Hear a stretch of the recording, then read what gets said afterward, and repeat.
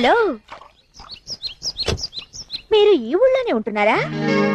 భాను నువ్వు పెళ్లి చేసుకున్నారంటగా. మీరు కారు, బంగ్లా, సకల సౌకర్యాలతో సుఖంగా ఉంటారనుకున్నాను. ఇలా కాలినడకన వెళ్తున్నారేమిటి?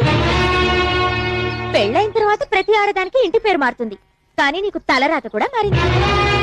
ఏదో కలెక్టర్ కాబోతున్నావు అది ఇది అన్నారు, అయ్యావా? ఇప్పటికైనా అర్థమైందా నేను భానుని పెళ్లి చేసుకోవడానికి ఎందుకు ఒప్పుకోలేదో?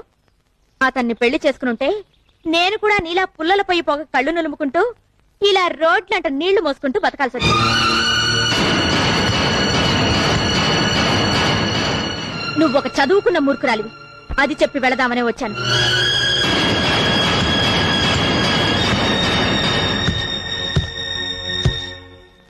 ఎవరేమన్నా నేను బాధపడేవాడిని కాదు, కానీ ఎవరు ముందైతే తలెత్తుకుని బతకాలనుకున్నాను వాళ్ళతోనే హీనమైన మాటలు అనిపించుకోవాల్సి వచ్చింది.